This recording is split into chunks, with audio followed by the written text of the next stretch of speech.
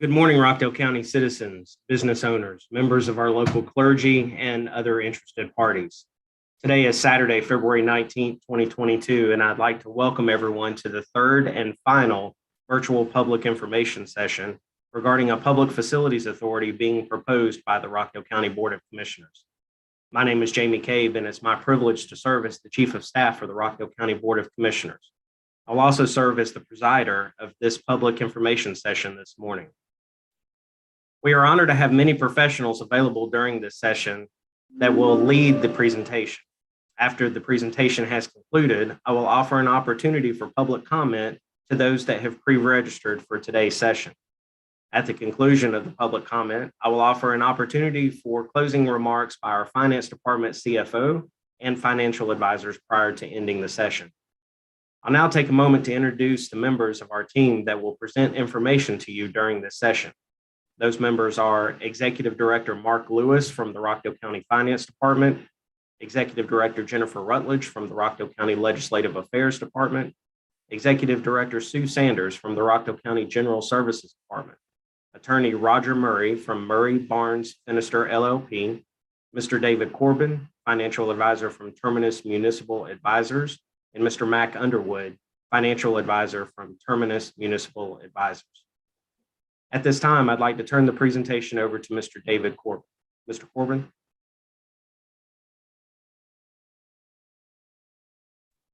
Mr. Corbin, you're muted. Thank you, Chief Cabe. Good morning, everyone, and happy Saturday to everyone that's on this call. As Chief Cabe had indicated, this is our third and final public session. I hope that many of you have gained some insight as to what a PFA is and the need for one. I'd like to spend the next couple of minutes here, roughly the next 30 or 40 minutes, reiterating many of the points that we talked about during the first two sessions, which is how PFA works, why a PFA is beneficial, transparency, accountability. We're going to cover a lot of issues today, and many on this call have been quite familiar with this process. And so to open it up, I'd like to start off with allowing Sue Sanders, Executive Director of General Services for the county, to talk about a little bit about the why. What's the need for the PFA, and why it's important that we move on many of the projects that are at hand right now. So Sue? Yes, thank you. Good morning, David and Chief Cabe and audience. My name is Sue Sanders, and I am the Executive Director for General Services for Rockdale County. My department handles all capital projects, loft, facility, and vehicle acquisition and maintenance. For 14 of the 20 years with the county, I've been responsible for facility maintenance, and specifically been working on the courthouse and government complex expansion and needs since 2017. The number one need and goal for the Public Facilities Authority is the courthouse and government complex. We are at a critical place with our space needs for government operations. The last courthouse expansion was constructed in the mid-1970s when the county's population was less than 30,000. In 2017, all of the courthouse officials voiced their concerns regarding the need for space and a new facility to the Board of Commissioners. They also did the same during public work sessions last year for our 5-year capital improvement planning process. To give you some examples, and you can see some of it on the screen from a tour that was done, we have our space issues include, we have people sharing offices. We have 3 assistant district attorneys sharing office space. They have no privacy to meet with their clients. We've converted closets and vaults into offices. The courthouse is also plagued with security issues and ADA issues. We currently are renting space for the Public Defender's Office and DUI lab. In addition, we built a facility for offsite storage for our vital records, and that is already full. And last but certainly not least, example for you is that our new state court judge that was appointed last month will have to hold court in an offsite community room with jury deliberation in a storage room. The county purchased a facility in 2017 as a temporary home for probate and magistrate court. When it was renovated and they moved in, they were already out of space. So also one issue that we currently have that we were made aware of last year is a structural issue in our administration facility. So we have had that evaluated, and we currently have metal beams installed throughout the facility to prevent further deterioration. And the beams are in staff offices and public spaces. After a review, the budget for renovations and relocation of the people in the building is approximately $2 million. And all of the staff would have to vacate the building during construction for 6 months or more. Overall, the Board of Commissioners is required to provide the space for all of the departments and elected offices, including the court offices, and protect the safety, health, and welfare of the employees. We're at a critical point, and the main benefit and use of the PFA is for the courthouse and government complex. I think I covered everything, David, but if you have any questions. No, I think, well, I do have one or two questions. Can you, Okay. at least, from some of the prior comments that we received, some of the concern was, well, not in concern. Can we talk a little bit about the age of the courthouse and when the courthouse was built? When was the last time major capital improvements have been done to either of the facilities? Originally built in 1939, and the expansion, the annex, was constructed in the mid-70s. There has been some renovation projects as we've moved people around in the courthouse, but nothing major throughout the courthouse. So for instance, when last year when we moved some of the judges around, they renovated different spaces, but those are just really Band-Aids, and they make it look better, a little bit more functional, but we have not done a thorough renovation of the entire facility to handle all the ADA and all of the security issues. And the current population of the county then versus now, in terms of what these facilities were built for at that time? 1930s, less than 30,000, and then now 96, I believe, or 97. Yeah. And on the space that we're utilizing that's away from the courthouse, can you talk a little bit about what are the personnel needs that are associated with using that additional space outside of our platform, the existing platform? Well, anytime that you have a satellite office, you have to account for additional staff. So if they have hold court at JP Carr Community Room, they'll have to have the deputies, the clerk's office will have to travel, and the other offices in the courthouse will have to travel over to the facility. Okay. Matt, did you have a couple comments that you want to add on that in that regard as well? Yes, I'm Mac Underwood, financial advisor with Terminus. I participated in the walkthrough at the courthouse, and what you see in the film shows that almost every office in the courthouse has two or three people in it. For example, in the DA's office, when you first enter the facility, there's 3 people in the first office, and going throughout the facility, there's 2 or 3 people in every room. Also, the county did have an external engineer to come in and do a detailed review of the administration building. They recommended putting up all of those steel beams that you saw. And I think one important thing there is the steel beams are close to the wall, or load-bearing wall, where it shouldn't have to have additional support. You could see additional support needed in the center of the room, but a foot, 2 feet from the wall, a load-bearing wall, there should not be a need for additional metal beams there. Also, I visited the finance department a lot, and when you go into the finance department, most of the people in that building has either a 1x2 or something like that in front of the file cabinets to keep them from leaning away from the wall and falling over. So I think all of the steel beams really show the need for the improvements in the renovation of the facility. Thank you, Matt. I think, that is a good segue into, we've talked about why, in fact, the PFA is needed. I think what we need to do is spend a few minutes now. I'm going to pull Roger Murray in on this one to talk about what is a PFA, how we've made this process transparent, and then at some point here talk about the financial accountability of the PFA and what the commission has put in place to address a lot of concerns by the citizens. So, Roger. Morning, David. Good morning, everyone. First of all, I'd like to apologize for my sporty attire. I'm on vacation. I'm on my way to the ski slopes as soon as the sessions end. So I apologize for being a little sporty this morning. As David said, my name is Roger Murray. I'm a public finance lawyer. I've been in this business for 32 years. I've advised the county almost my entire career, and I was the one that prepared the initial draft of the legislation to create the PFA. And Jennifer made a great point last time, and she reiterated the fact that that was, our initial draft of the legislation prior to having these public hearings. And no way I want anybody to feel like all that is etched in stone. With that backdrop, what is a PFA? A PFA is a quasi-governmental entity that's created by the General Assembly that assists with the financing of public facilities. And one of the participants yesterday, the citizens asked a great question. They said, well, how is a PFA different from a development authority?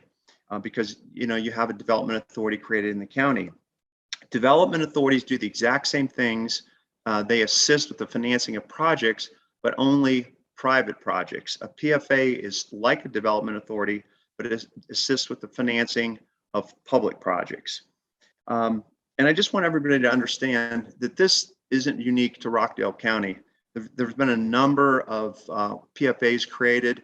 We did a quick study. We came up with, and by no means this is intended to be exhaustive or 100% accurately correct, but we did a quick study and we came up with about 72 public facilities authorities throughout the state. So this is not unique to Rockdale County.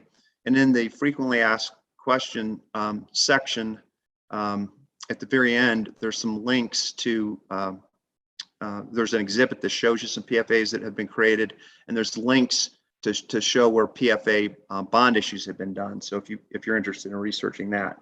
So how does a PFA work? Essentially, the Public Facilities Authority issues revenue bonds, and it remits those proceeds to the county to make the improvements that the county wants to make.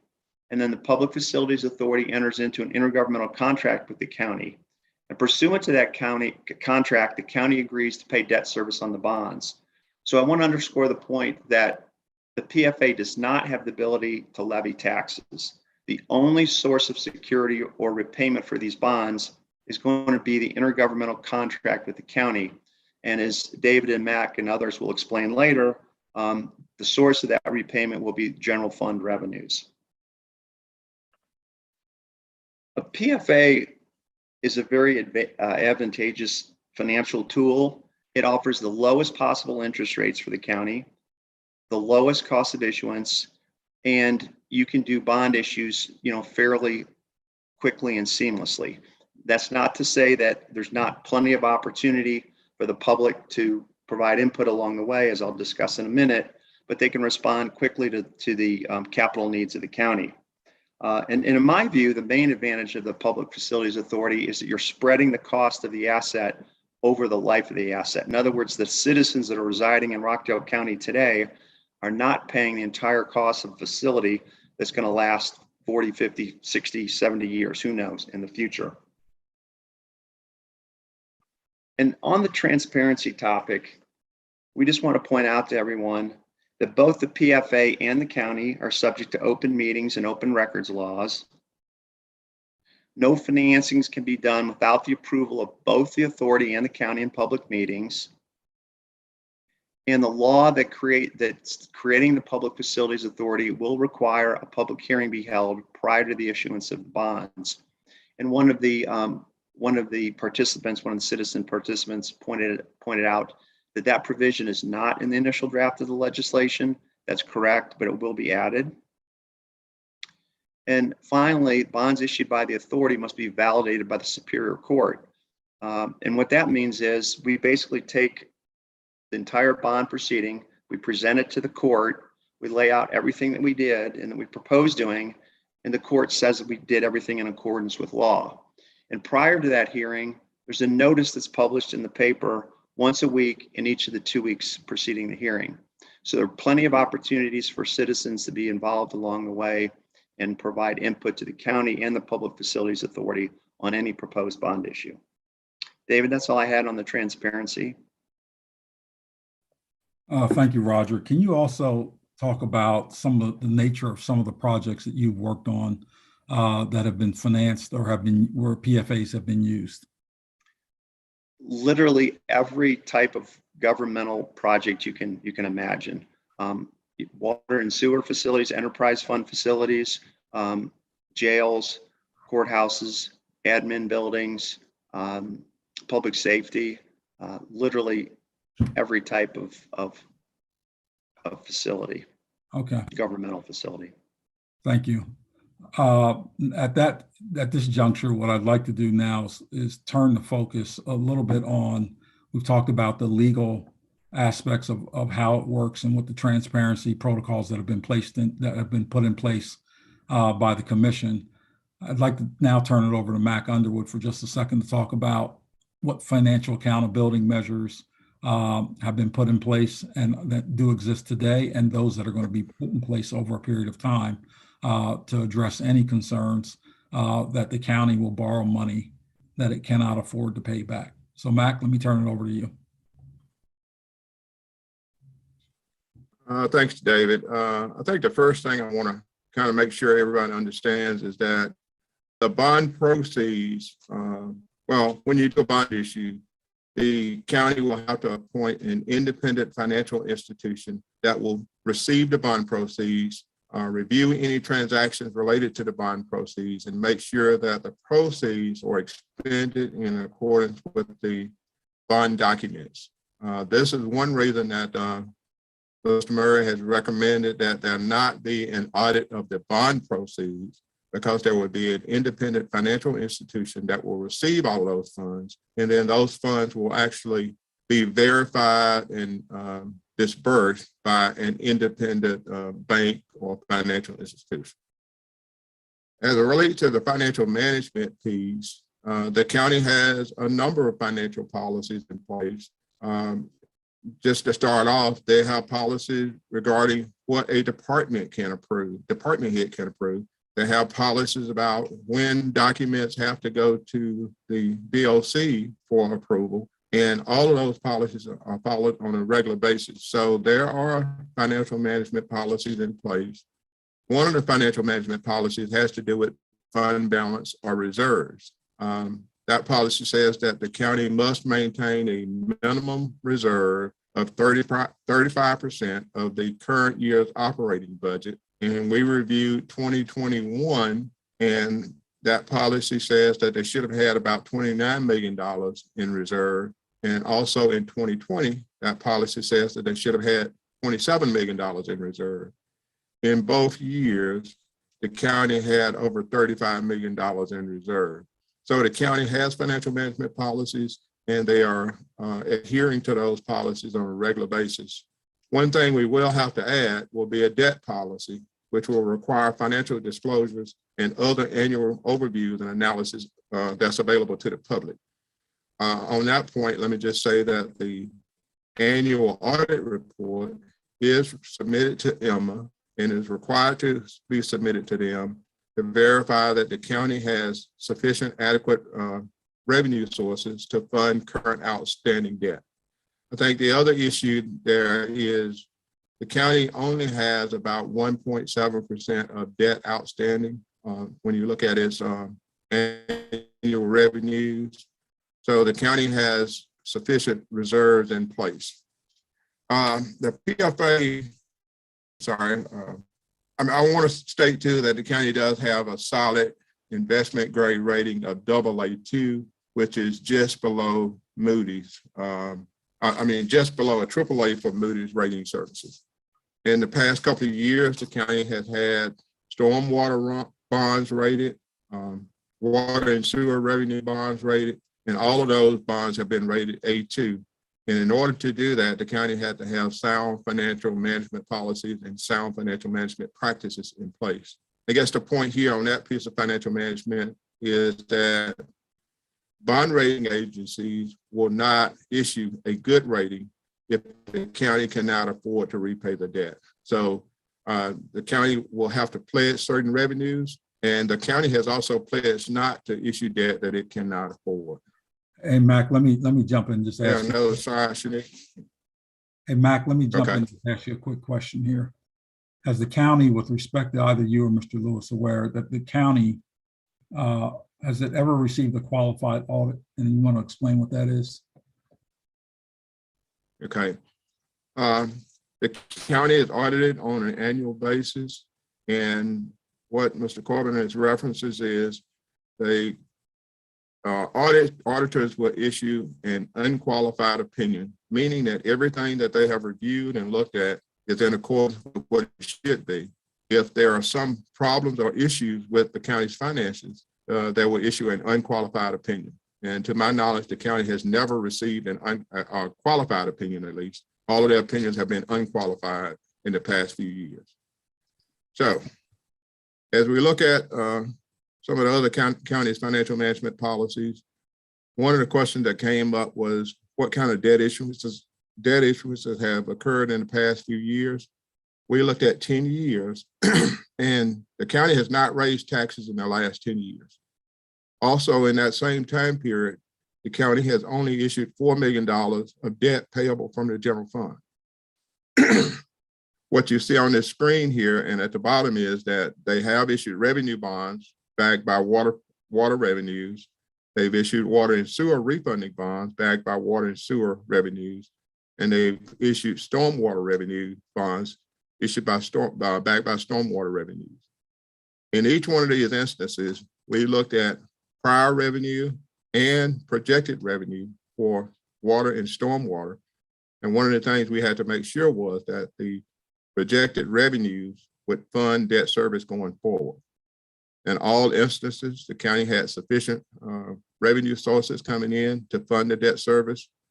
So we feel like the county has good, sound financial management policy. Some may have to be updated just a little bit, especially like with the debt policy.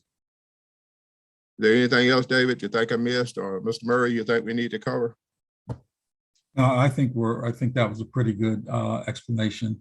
If I could get maybe Executive Director Lewis maybe to come in and talk about, he's been here for a year now, so if I can get him to maybe come in and chime in about what his thoughts are, again, on the PFA and his recent experience with updating these protocols, because he's been actively doing it now for a year. Absolutely. Thank you, David. Mark Lewis, Executive Director of Finance here at Rockdale County. And I just wanted to say that for all the reasons stated above, that I'm absolutely in support of the county forming a PFA. There is clearly a critical need, and the PFA is a vehicle to get us there that will have the least financial impact on the citizens of Rockdale County. Let me also say that the county has financial management policies in place. And over the next 6 months, as Mac mentioned, we're going to work on strengthening those policies. And in some cases, we've already begun this work. I was trying to say this in previous conversations with citizens, but didn't articulate it as well as I should have. I also want to point out that we've consulted outside the county to arrive at the best possible solution for Rockdale County and for its citizens. Thank you, David. Thank you, Mark. I appreciate that. Jennifer Rutledge, Executive Director Rutledge, can you talk a little bit about where we are with respect to the legislative process now?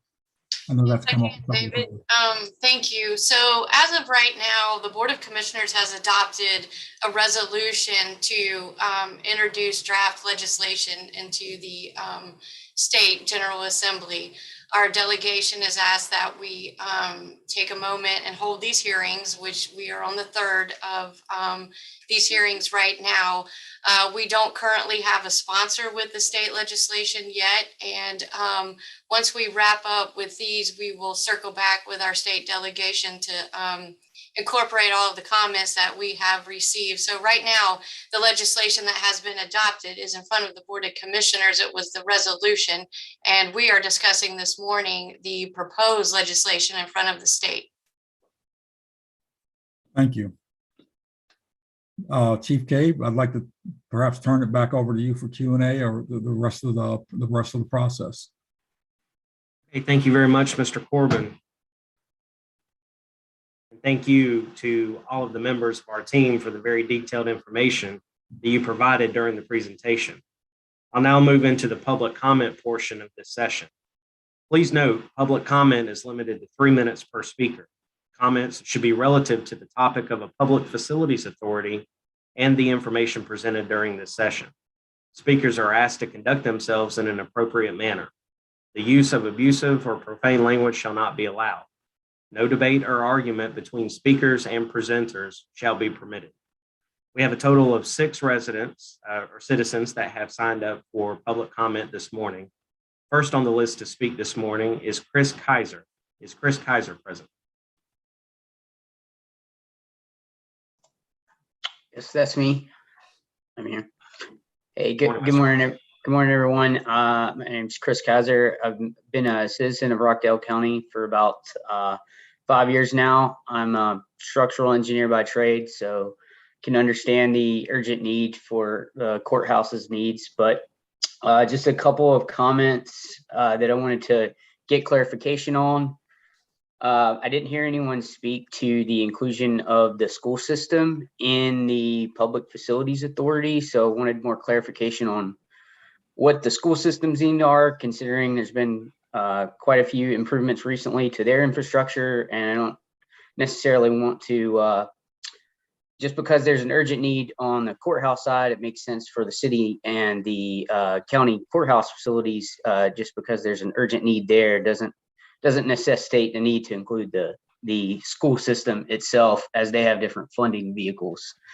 And in addition to that, will the school system's needs be subject to the same audit requirements as the county facilities, as mentioned in like the frequently asked questions section that I've been reviewing?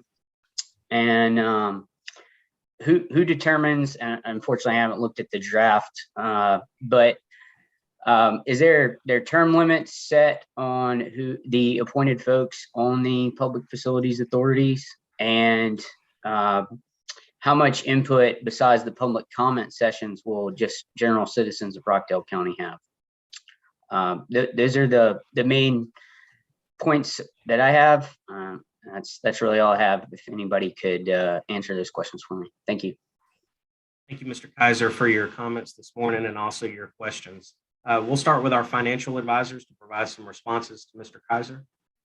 I actually think those questions are probably directed better to Mr. Murray. Yes. Good morning, Mr. Kaiser.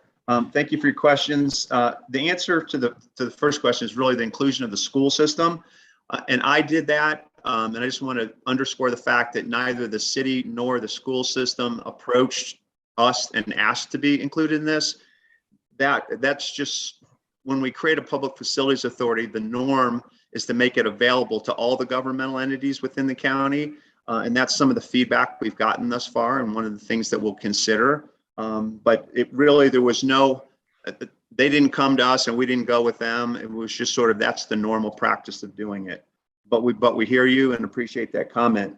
And if they were to remain in the act and could benefit from a bond issue, yes, they would be subject to the same audit requirements. Your next question was term limits. Yes, there are term limits. The way it's set up right now is they have, if they're independent directors, they have 3-year term limits. And then your last question had to do with, citizen inputs.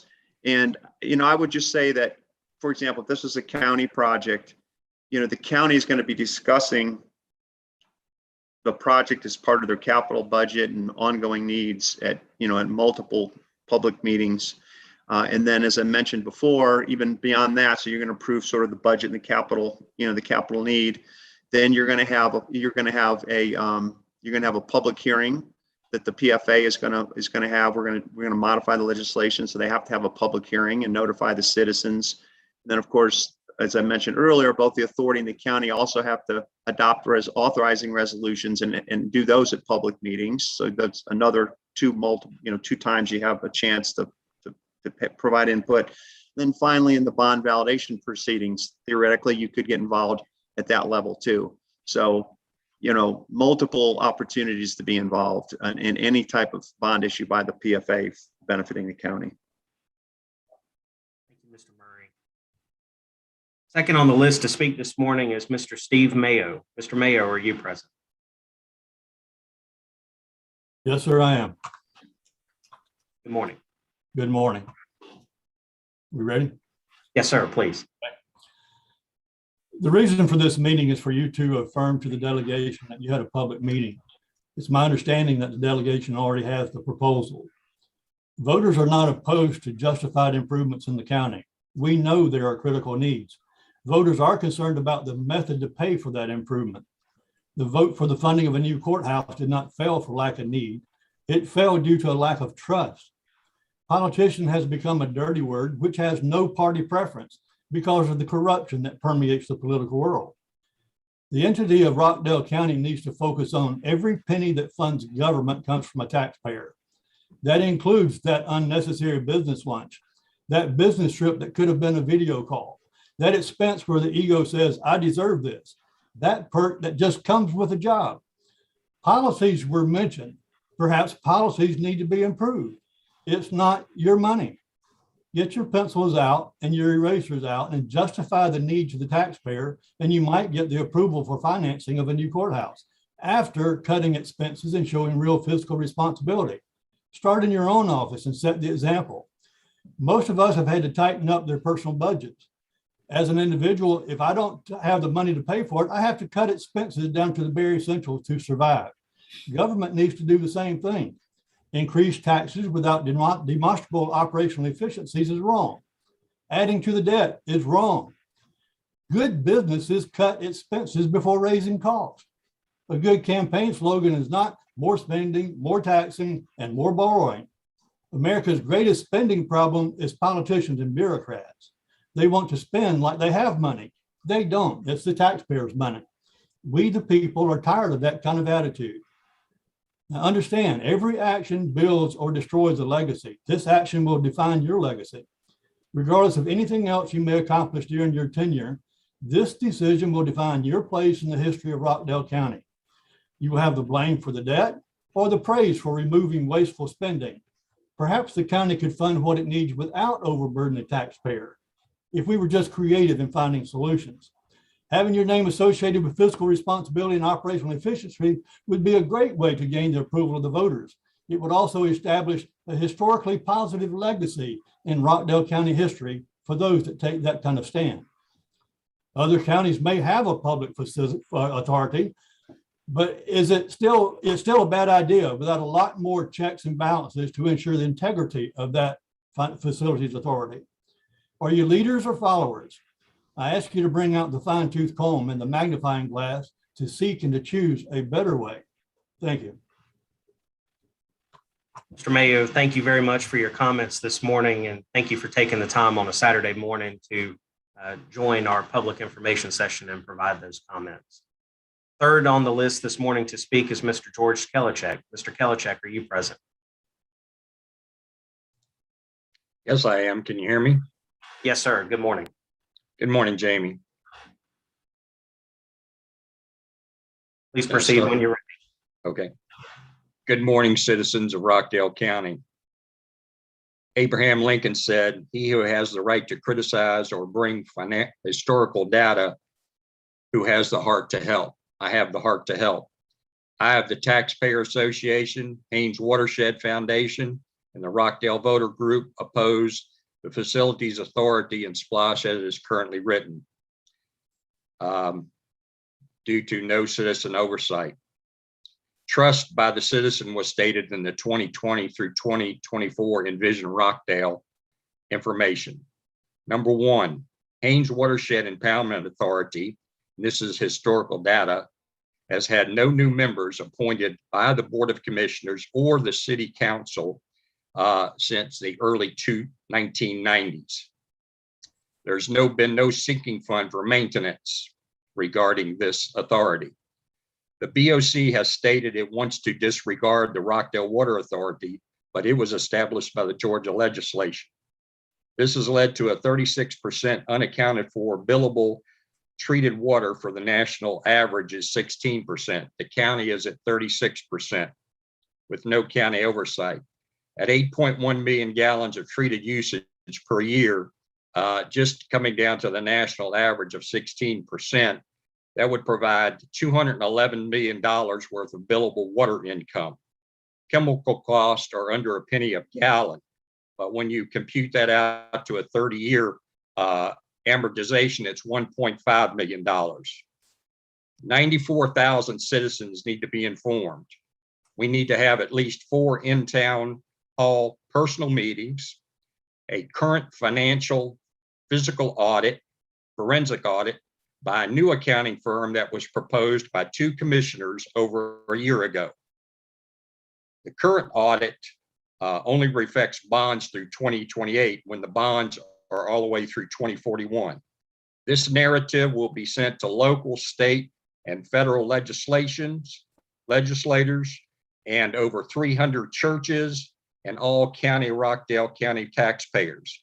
We invite you as citizens and taxpayers of this county to have a personal meeting with us. It is not your decision. It is the citizens and taxpayers' decision of Rockdale County. If you would like to contact me personally, I'm at 770-597-4878. My email address is geocheck, CHECK, 57@gmail.com. Thank you very much for your time. I'm looking forward to a meeting with all of you. Thank you. Thank you very much, Mr. Kelichek, and thank you also for taking the time this morning to join us for this public information session and for also providing your comments. Fourth on the list to speak this morning is Ms. Catherine Lynn. Ms. Lynn, are you there? Hey, yes, I am. Can you hear me? Good morning, Ms. Lynn. Yes, ma'am. Okay. Okay, so I have attended each of this week's three information sessions. I've read the act, attached the resolution, and I've read the FAQs, and I still have a lot of questions.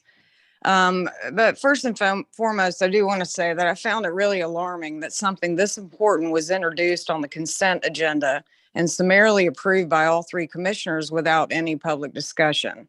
While I do appreciate that these sessions are taking place now, albeit after the vote to approve the resolution, I am disappointed that our commissioners did not find it necessary to present this to the taxpayers prior to voting on it. And I do find it notable that none of them have participated in any of these 3 meetings.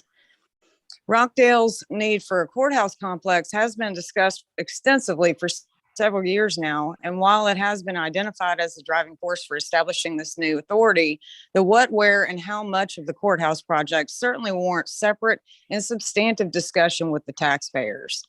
The FAQs do state that, well, hold on, that was already answered. I want to move on. Okay, so I have a question about one of the FAQs. It states that the debt will be paid primarily from the general fund and that the county anticipates that growth in the digest will cover most, if not all, of the remaining debt service. So given that the tax digest is already unbalanced with too much residential property and not enough commercial, property owners are already shouldering more of the tax burden than we should. And there's a seemingly unending stream of rezoning requests to turn all of our remaining commercial property into high density residential. And the vast majority of those projects are being approved.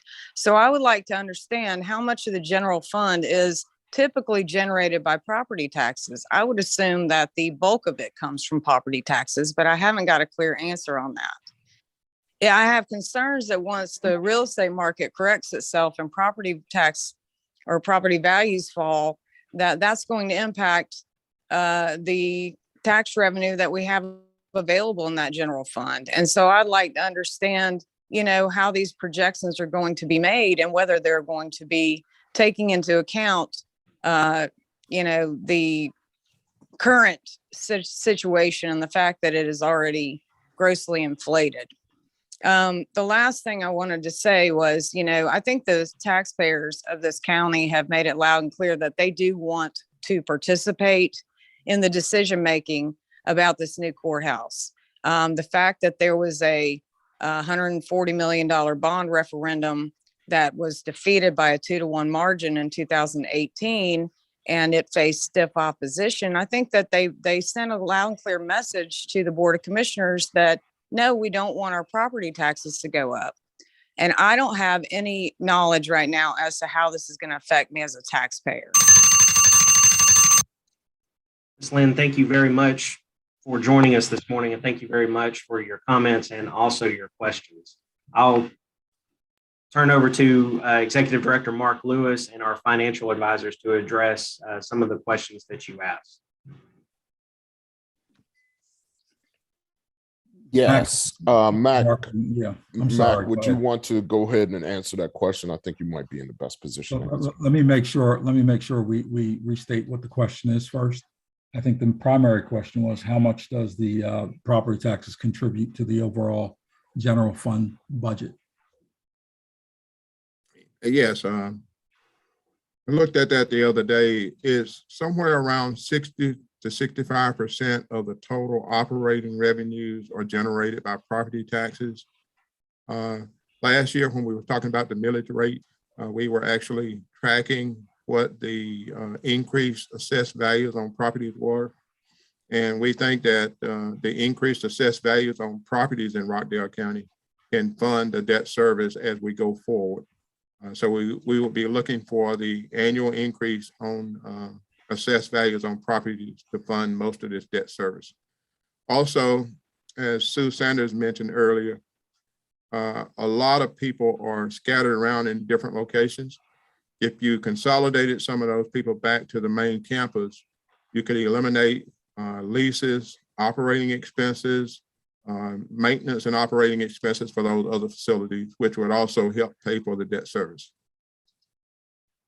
Thank you, Matt. Chief Cave, we'll turn it back over to you. Thank you very much. Fifth on the list to speak this morning is Mr. James Corbett. Mr. Corbett, are you present? Yes, I am. Good morning. Morning. Okay, so my questions start with why are we not addressing the courthouse need? And I understand that there is certainly a need. I had jury duty in 2001 and I saw the age of the building back then. Why are we not addressing the courthouse and administrative building requirements through a SPLOST if you knew that the facilities needed renovations during the time you were drafting the SPLOST? Does the public, you mentioned that there's a lot of transparency and there will be open public meetings, but as was mentioned earlier, the county residents turned down by a significant factor $140 million courthouse complex. So does the public have the ability to approve or disapprove a project approved by the PFA, or is the only gate to this the Superior Court? Does the public have the ability to recall members of the PFA? I did not see that in the legislation. And then Roger Murray stated that he will be revising the legislation, the draft of it. Will residents have input into this draft? And when will that updated legislation be available? And will the county have new hearings for the new legislation? I find it troubling that these hearings only came about when the legislative body said, hey, have you had any public meetings? And the county had to admit no. So if you can answer those questions, then I would like to reserve the rest of my time for comment. Okay, if you would just pause, then we'll give an opportunity to first and foremost, Mr. Murray, to address some of the legal questions that you asked. Mr. Murray? Yes, good morning, Mr. Corbett. Thank you. I think I've got all these written down here properly. Will residents have the opportunity to approve a bond issue by the PFA? The answer to that is no. But they would have opportunity to provide input at all the various levels to influence the decision-making process. As currently drafted, you're correct. There are not provisions for removal of independent appointed officers. The way it's set up right now is they have the ability to appoint the BOC members. They could appoint themselves as members, or they can appoint independent members. And if somebody was removed from office, for example, if the BOC members appoint themselves as members to the PFA and they were removed from office as a county commissioner, they would also be removed from the PFA. Those offices are coterminous. If it was an independent director, there is no provision right now for removal.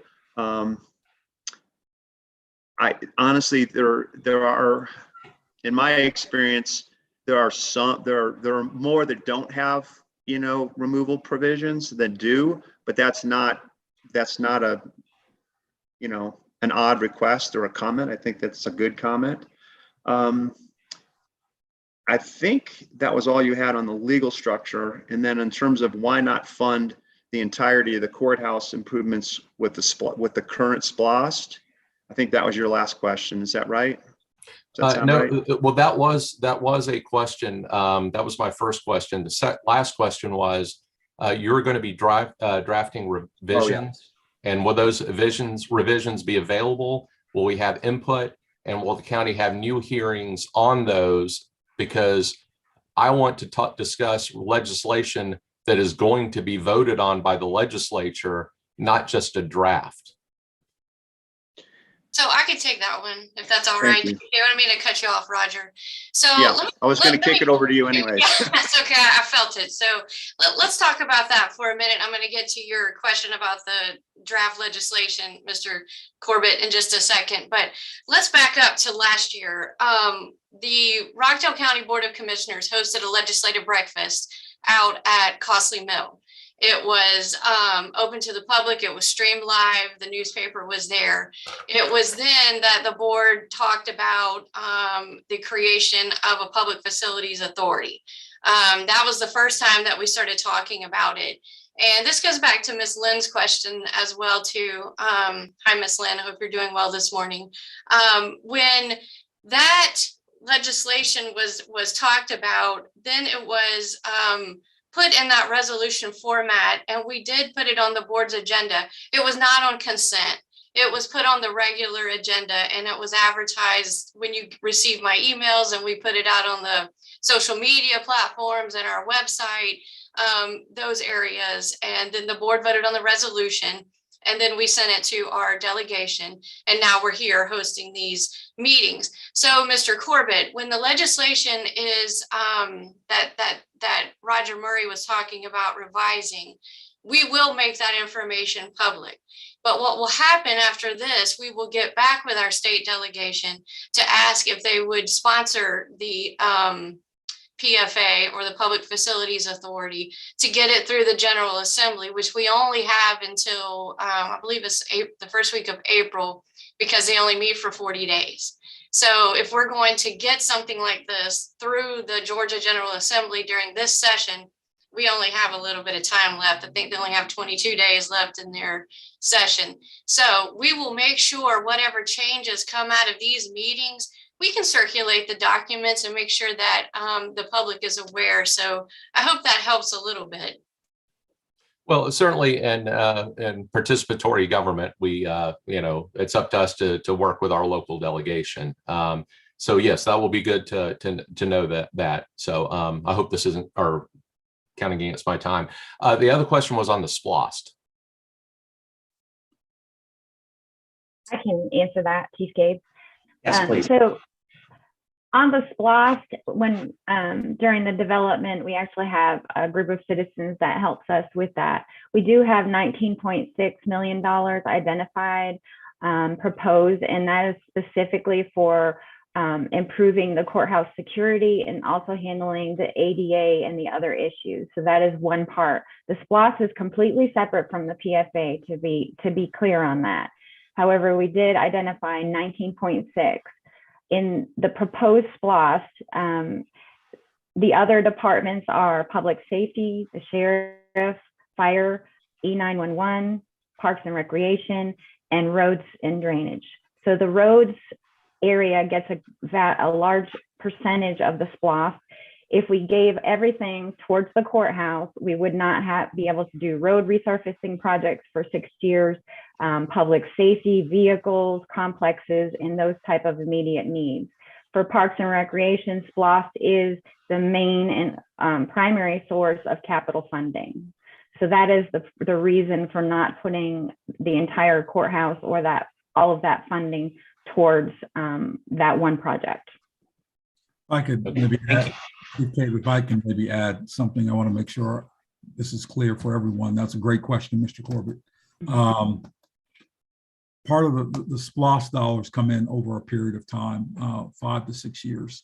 We've got 2 projects. We've got the courthouse and we've got the administration building as a proposal that will be there in that community, in your community, for the next 40, 50, 60, 70 years.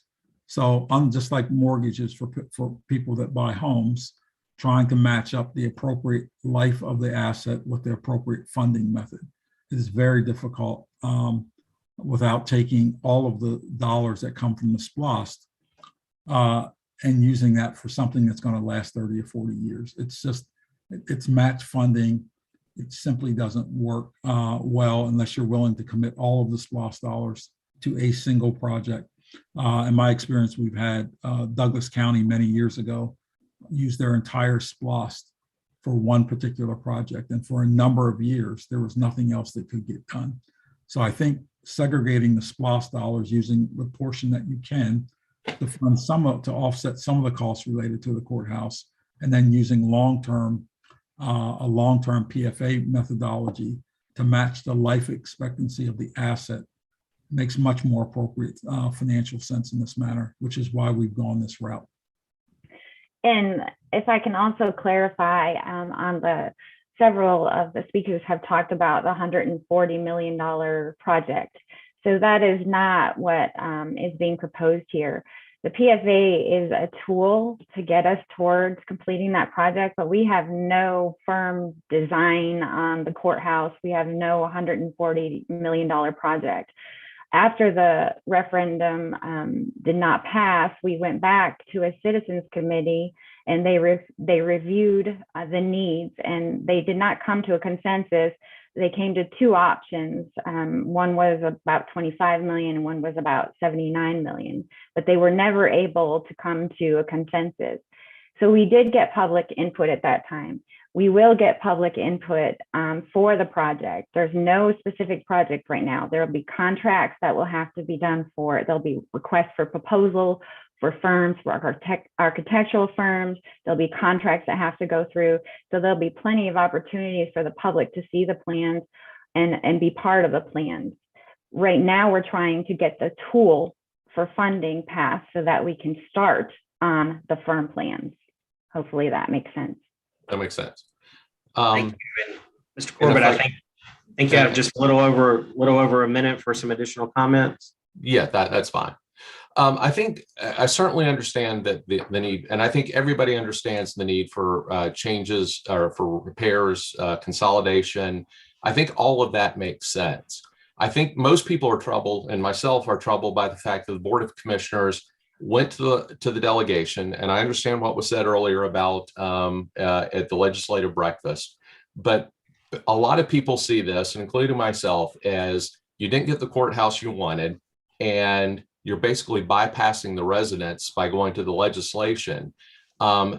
You're right that there's no proposed $140 million complex, but basically a lot of us are viewing this as giving the county a blank checkbook for any purpose they see a need for. The fact that other PFAs are set up the same way doesn't mean we have to set up ours this way.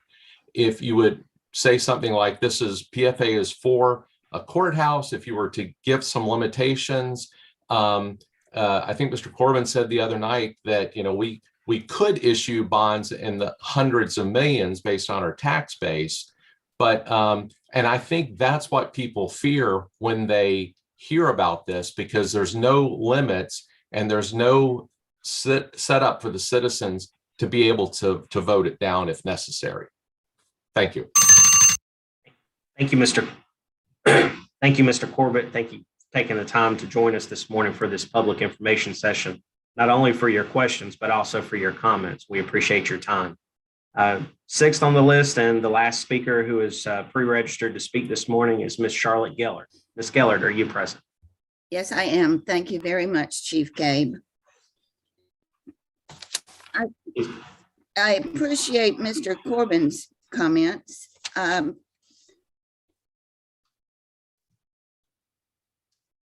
still here. So when the 140 million bond was defeated in 2018, why wasn't a PFA recommended at that time? Looking at the water and sewer bonds that have been refunded, is that the same as refinanced? Could these PFA bonds be subject to the same thing and be refunded forever and ever and ever? The public hearing, apparently where it's going to be put in the legislation, we would just be commenting on something that was already a done deal, whether we liked it or not, no matter where there were public hearings or not. Adding a new debt policy is a good step going forward, but the citizens have been having to deal with the situation previously and with the current administration. I noticed on one of the FAQs, while you have said there's been no projects, point number 6, does the county plan on using to issue debt for current projects? And the answer was yes. Construction of a new courthouse annex, not building, annex, construction of a new administration building, and a parking infrastructure. I'm curious as to if there's a site has been identified for these things to be built. Number 7 says that the SPLOST can be used to pay for a portion of the bonds. That doesn't make sense to me. And again, what I asked about yesterday is the PFA would issue an intergovernmental agreement with the county for the county to pay the bonds. And the only major way the county has of paying for those bonds is increased property assessments, which in turn reflects increased tax bills. Another bullet point, debts issued by the PFA would require less time to complete. If I recall, the stormwater bond took a long time to complete. So how would this be faster than any other means? And the PFA can commit expenditures to spread the cost. So you're assuming that current taxpayers in 40 years will either be moved or have died before this project is completed. Thank you. Have a great Saturday. Thank you very much, Ms. Gellert, for your comments and also your questions. We'll start with Executive Director Sanders to address some of the logistical questions as it relates to Ms. Gellert's questions. I'm sorry, just for the public and for all of us, can we restate what question we're trying to answer? I mean, I think Ms. Geller had a. Absolutely. The first and foremost, where I went to Executive Director Sanders was in reference to the logistics of the proposed facility in reference to the FAQ site that was identified. Director Sanders. As far as the site, it would be the downtown site. So there would be some buildings removed. So it would be all in Old Town.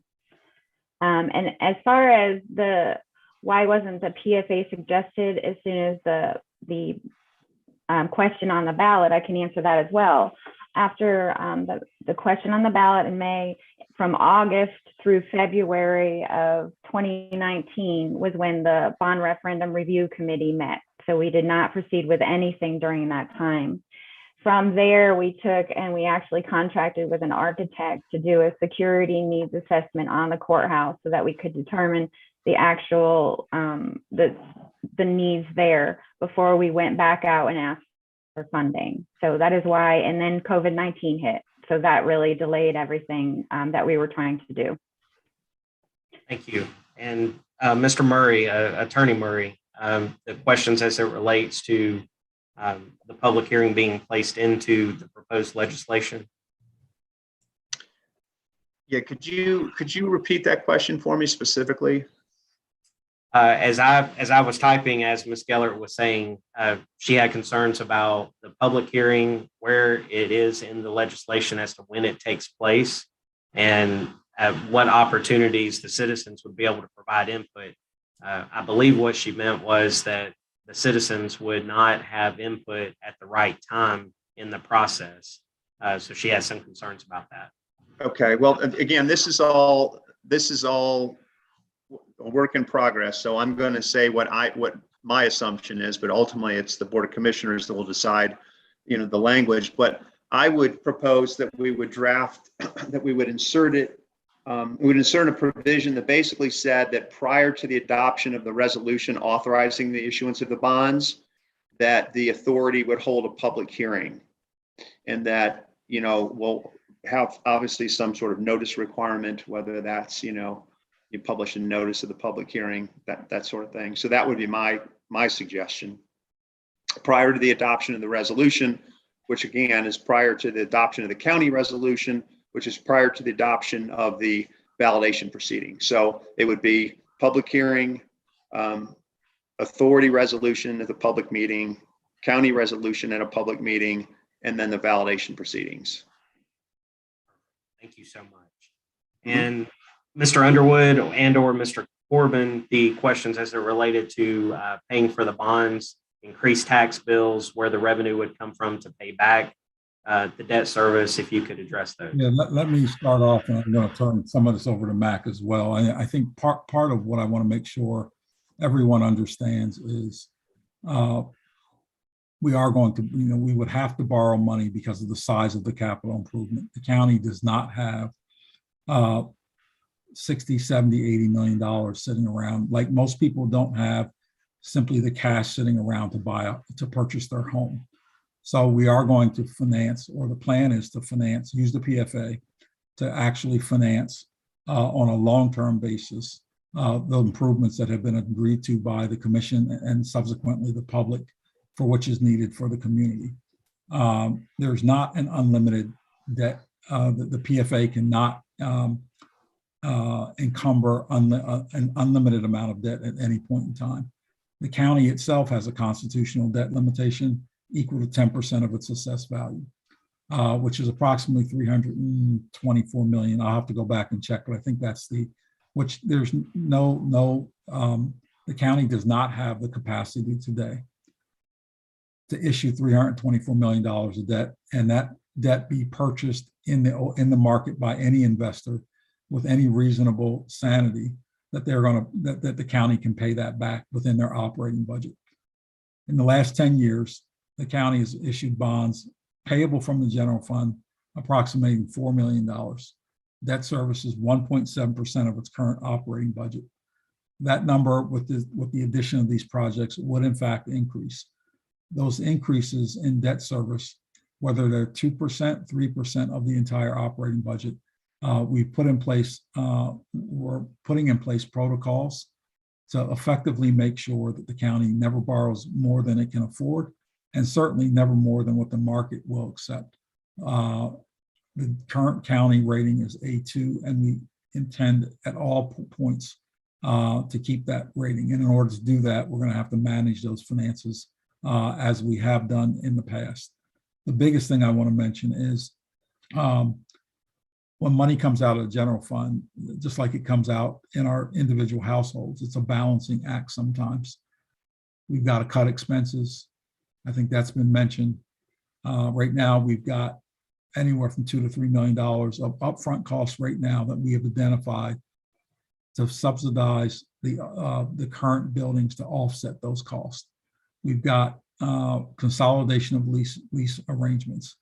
So it's not just payable from the general fund, but it's simply not just we're going to raise taxes to pay for this. It could be, and if I'm being totally transparent, as I hope we all have been on this call, and I think we have been, some of this is going to come from the general fund, which 63% of that money comes from property taxes.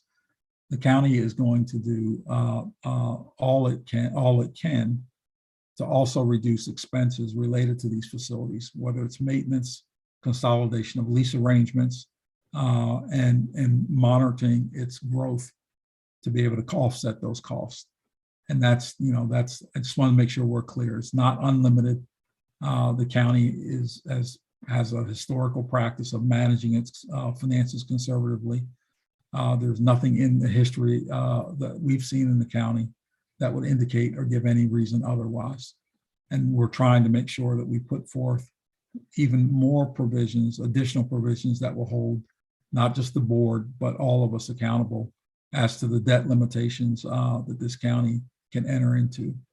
Typically, I think and this is we've heard this what can the PFA issue bonds for? Well, it has a lot of purposes. And if you check the list of 70 or 80 PFAs around the state, they've issued bonds for all sorts of public facilities. Those that work best work for essential function facilities.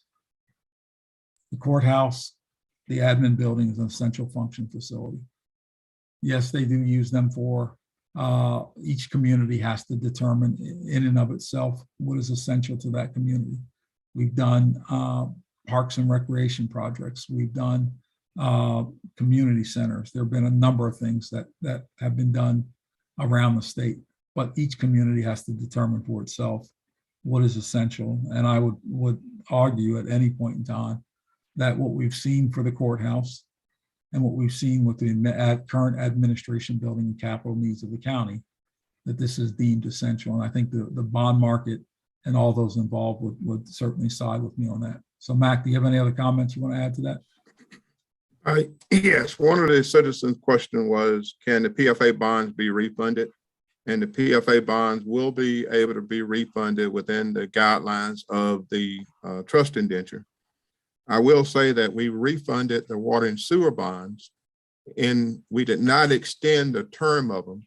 So what we did was save the county money by refinancing the bonds and lowering the interest cost. That was a savings to the county. Oh, and I'll use this as an example. If the bonds matured in 2040, when we refunded the bonds, they still mature in 2040, but the county received substantial savings from refunding the water and sewer bonds. So the PFA bonds would be similar to that, and they would be refinancing. You could refinance them at some point in time. Also, you asked about the debt limit, the debt policy. We have really discussed the debt limit, a debt policy limit of 10% of general fund operations. So we'd have to be able to reduce operating expenses or the assessed value in properties increase, and we find the funding there to fund the debt service on the courthouse renovations. One other thing I'd like to add too is back when you all asked Roger Murray about the board members, if the board members are not the BOC, the document has where there are staggered terms. So one person may serve 3 years, one may serve 2, one may serve 1. But in the end, there would be staggered terms for the board members on the PFA. That's all I had, Jamie and David. Yeah, and I do have, I'm sorry, Chief. Thank you. I do have one other comment. I just want to make, I know we have some closing comments, but I want to make, and this is not directly to Ms. Gellert's questions, but you know, I've oftentimes wondered on this, particularly in these meetings, we talked about proactive measures to deal with a critical need of the county. But I'd also like to talk about what happens if we don't deal with these needs in an appropriate fashion at this point. And what is the liability associated with not having a safe and secure courthouse, not having a adequate administrative space for employees to come work and citizens to come into on a daily basis to do the business of the county. There's also a cost associated with that we're trying to address with the PFA is one of the tools that we've looked at. We've looked at others. I mean, obviously the general, there was a referendum bond several years ago that did not pass. We've looked at lease purchase. Those limitations have been are not adequate to finance to address these needs. But I also want people to make sure we consider the question of what happens when we can't get these things completed and what impact that has and what's the cost of that in the event of a disaster. We constantly hear, and I don't think we've talked about it enough through budget hearings, when the sheriff's office tells us that the space is not adequate to protect those that are in the building and those that they're bringing into the building.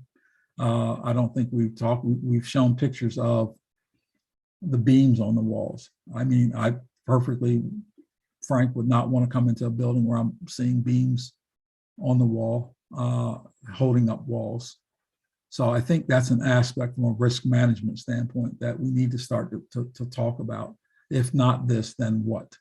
You know, and again, I think this is a great forum I think this is a great way to move forward. I think we put something in place that does require some tweaking based on the community input, but the PFA is a very sound and accountable structure, provided that we put in those items in place to make sure we don't borrow money we can't afford. We're funding essential purpose projects, and there's transparency in the process. But the question still remains, if not this, then what? And how? Because that's my concern at this point going forward. I just don't think that's mentioned enough about the needs to what happens when this isn't done. Thank you. Thank you, Mr. Corbin. And this is actually the portion of the public information session where we allow final statements and comments from our financial advisors and also our CFO. Mr. Corbin and Mr. Underwood have just made some very good comments that I believe would also be considered their closing statements. So I'll turn it over to our CFO, Mark Lewis, for any additional closing remarks. Thank you, Chief Cabe. I just want to acknowledge the fact that these have been some incredibly robust conversations in the three public hearings, three public information sessions that we've had, and that in these sessions that will add to the resolution to make it more robust as well. But I want to reiterate my support for the PFA.